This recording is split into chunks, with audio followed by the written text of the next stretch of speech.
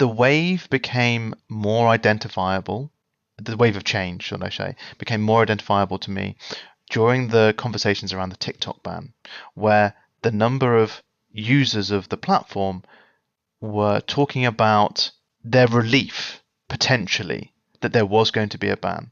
That there is I wouldn't say overwhelming, but the sentiment of people discussing short form as in the same way they approach talking about junk food or smoking or a drinking habit, that don't they will say, oh, I watched an hour of I was on TikTok for an hour last night, and it's kind of like a confession. It's not, oh, I had a great time last night watching TikTok for an hour.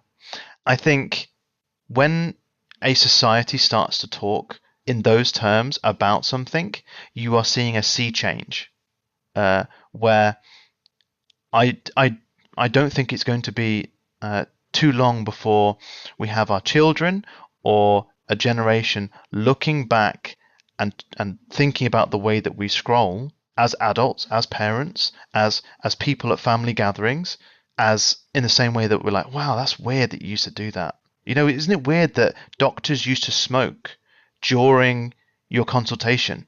Isn't it weird that everyone in the doctor's surgery, like they would just be doing this the entire time, and kids would know how to do this. And I don't know what's going to happen with the digital platforms and how they approach this, but I find it fascinating that Australia banned social media platforms for under 16s except YouTube. YouTube got a pass because it's seen as educational content.